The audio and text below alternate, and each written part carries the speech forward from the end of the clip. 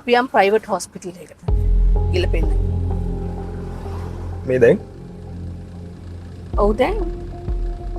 ඇයි අර මොකක් හරි ප්‍රශ්නයක්ද? ආන්ටි එහෙම යන්න බෑනේ. ආන්ටිත් එක්ක මං එහෙම තනියම ප්‍රයිවට් හොස්පිටල් එකකට ගියාම අංකල් අප්සෙට් වෙනවනේ. අනේ මේ අංකල් දිගට දේවල් වලින් මට වැඩක් නෑනේ. ඔයව හිතන්න එපා. ඔයා මේ වෙලාවේ ෂේප් එකේ තියාගන්න ඕනේ අංකල්ව නෙමේ අස්මාව.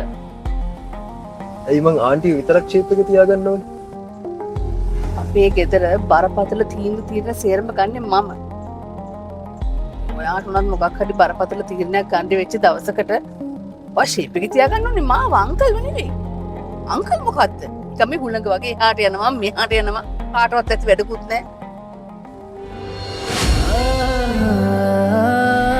ඇත්තමයි මං ඔයාට ආදරේ.